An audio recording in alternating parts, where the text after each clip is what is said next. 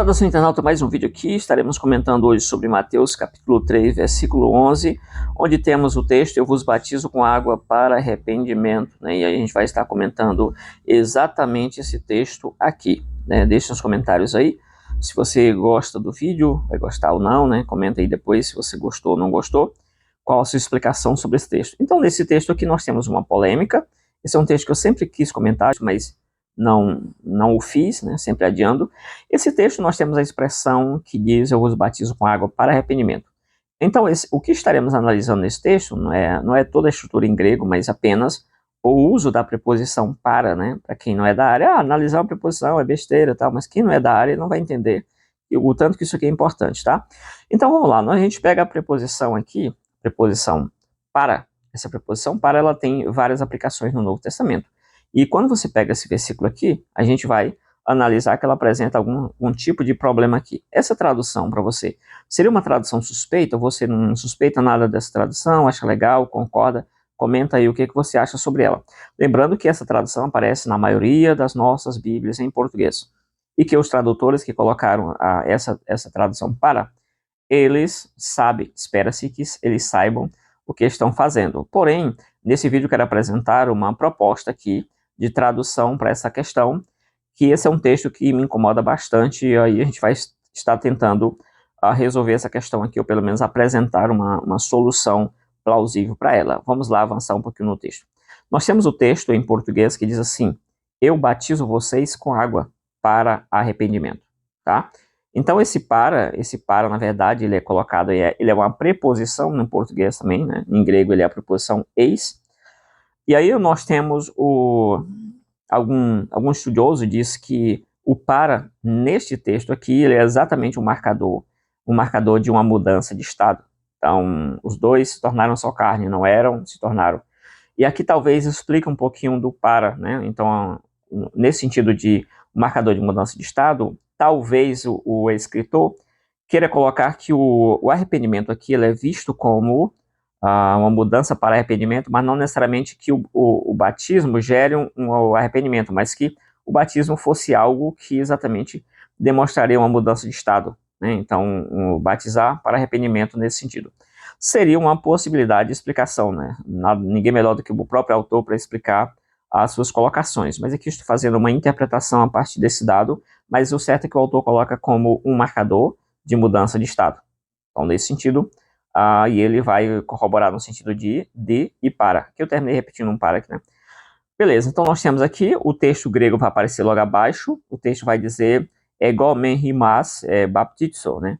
Baptizo, que seria eu, e aí a gente fazendo aqui a correspondência, quais são as palavras que estão em português, no grego, ego, eu, men, não tem tradução nesse texto, himas, que seria vocês, e o baptizo, né? Baptizo seria batismo. O que nós temos aqui de interessante para observar imediatamente aqui? É basicamente que, deixa eu pegar aqui, deixa eu sair. Aqui nós temos esse verbo, ele está no presente, o verbo batizar está no presente, eu batizo. Se ele poderia muito bem deixar esse verbo dessa forma, iríamos entender que é João que está batizando, né? O sujeito aqui não aparece no texto, né?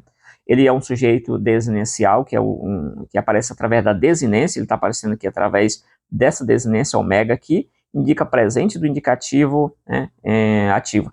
Eu batizo com água, né? Eu batizo vocês. Porém, em vez de fazer isso, o autor colocou uma ênfase aqui, colocando um pronome de ênfase, o pronome ego, que é o pronome eu. Eu, que já está aqui, o eu está presente aqui também no final desse verbo. Eu batizo. Se tirasse o ego, o eu, o texto ainda teria sentido, porque o verbo estaria implícito ali, o verbo estaria, seria um verbo, um sujeito desinicial, né, na verdade. Mas não, o autor tentou dar essa ênfase aqui, dizendo eu batizo, né, eu me. O me, esse me, ele não é traduzido, né. Autores também, se você já percebeu, eu não gosto de postar fotos aqui nos vídeos de obra por causa de questão de direitos autorais, algum problema nesse sentido. Mas, se você ficar até o vídeo finalizar, você vai ver as obras que eu usei, eu vou citando, então quando não, eu deixo na descrição ali, enfim. Né? Mas eu não gosto de postar foto por causa de questão de direitos autorais. Mas aí, beleza. E entendedores entenderão, né? Beleza, então nós temos aqui, o autor colocou o ego aqui para dar uma ênfase, dizendo eu, né, quase que eu mesmo, né, eu com certeza, e o men, a gente vai trabalhar o men aqui, cadê? Esse men, ele é um marcador de contraste. Esse men indica que pode indicar, né, tudo pode indicar, não somente indica, mas pode indicar, isso com respaldo acadêmico, né? O men indica aqui, pode indicar, que você tem logo a seguir uma oração, uma frase que indica uma alternância, né?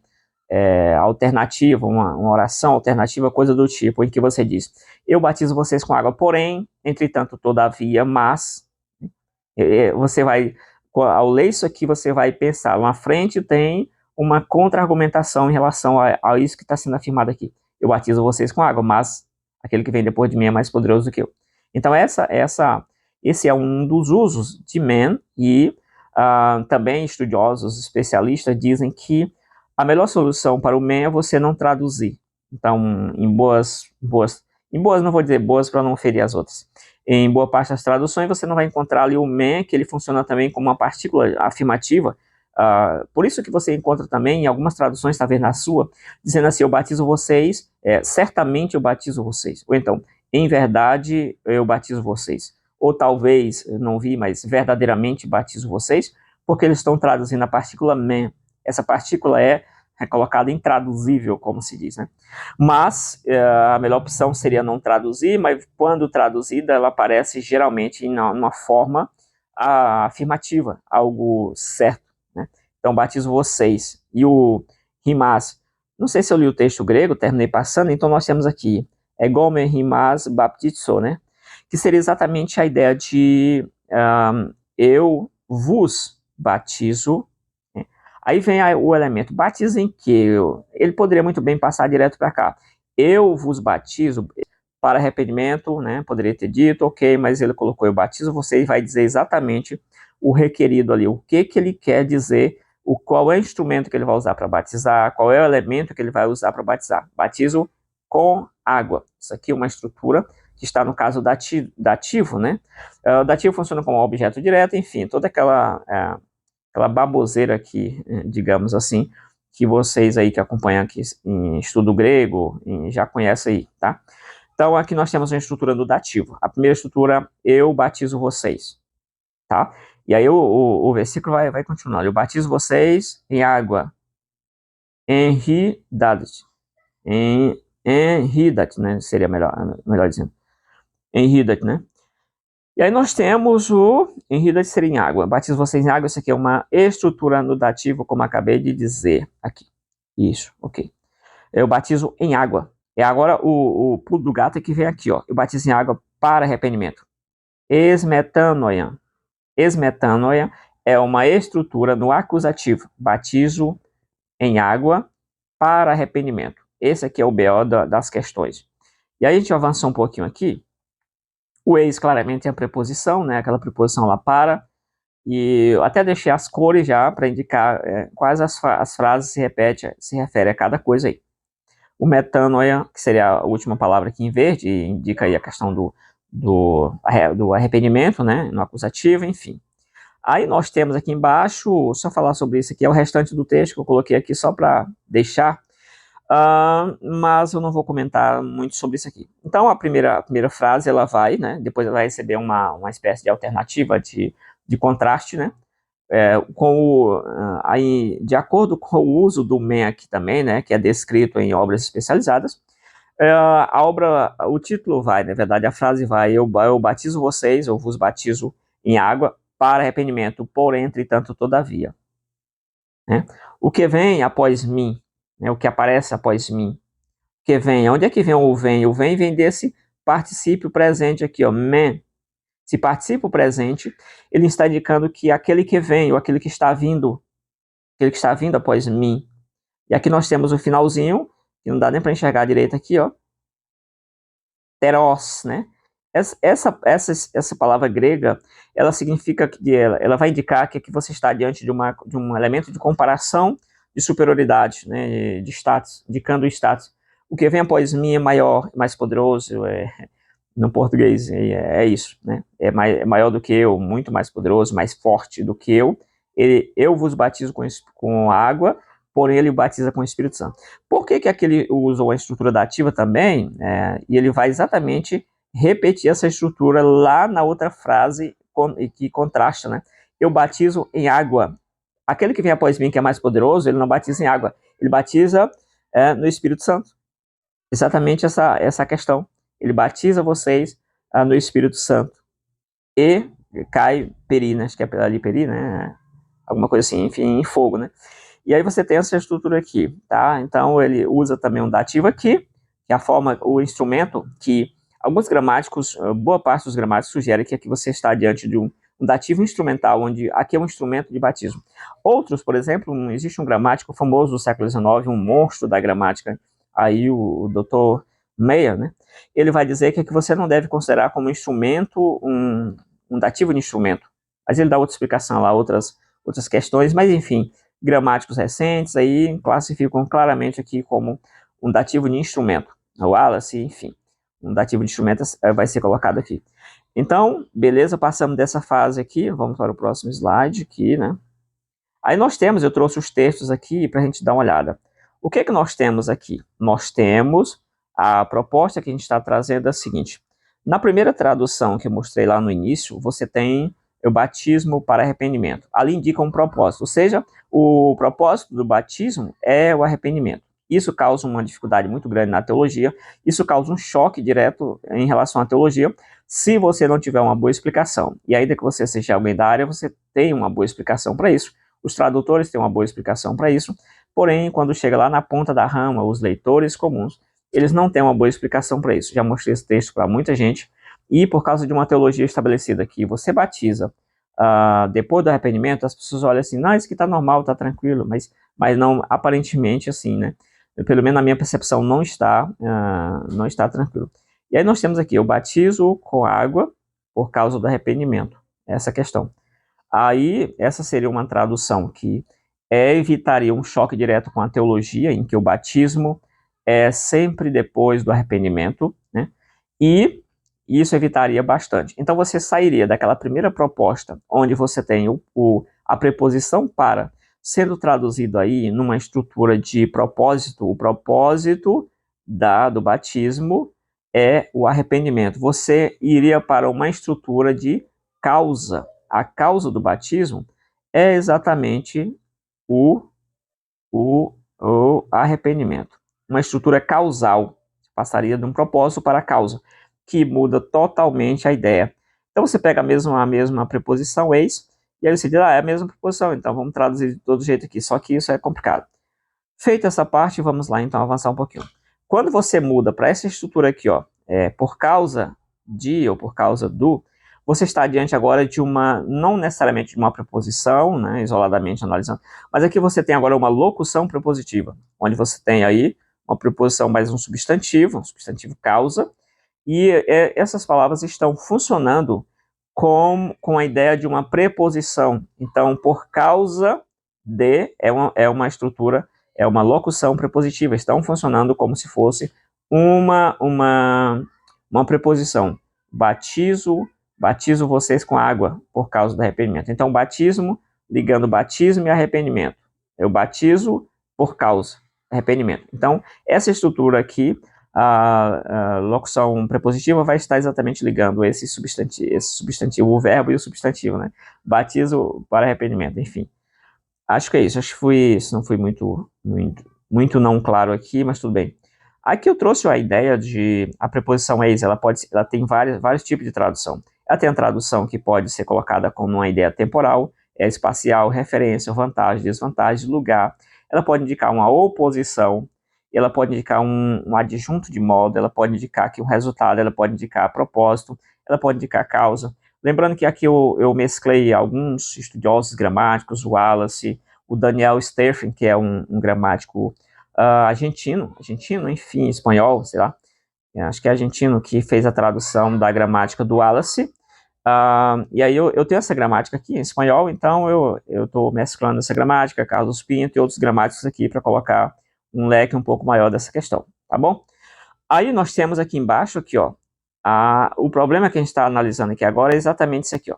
Se a tradução melhor em Mateus capítulo 3, versículo 11, seria propósito ou causa, eu indico meu voto vai pela proposição, né, pela preposição de causa e não de propósito. Qual seria de propósito? Batismo para arrependimento. O que parece dar um choque direto na tradução, na teologia do Novo Testamento, repito, onde o batismo aparece depois do arrependimento. Causa é o batismo por causa, em virtude de, em razão de. Quem está a favor dessa tradução de causa? Né? Quem está a favor disso?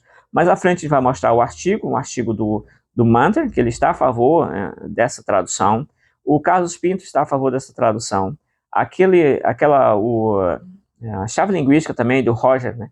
Aquela menorzinha amarelinha lá, vou tentar estar deixando aqui passando, ela fala que essa é a tradução aqui, né? A indicação seria exatamente essa. Enfim, nós temos aí estudiosos concernente a isso, tá? Temos estudiosos que traduzem como propósito, sim, a maioria das nossas Bíblias, como eu vou mostrar, ela exatamente traduz como propósito e não como causa.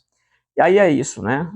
Passando aqui, nós temos aqui agora, eu vou trazer algumas traduções, na verdade o contexto, vamos analisar o contexto aqui. O versículo 2 do capítulo 3, ele dizia, arrependam-se porque está próximo o reino dos céus. Então, o arrependimento é requerido aqui. Aí nós temos no versículo 3, pois é a João que se refere o que foi dito por intermédio do profeta Isaías. Vós, do que clama no deserto, preparai o caminho do Senhor e endireitai as vossas veredas.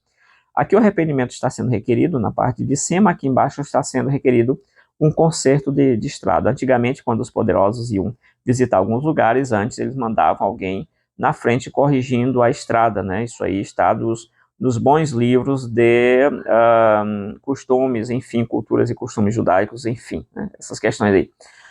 Bom, nós temos aí agora essa questão. Então está sendo requerido um arrependimento e um conserto.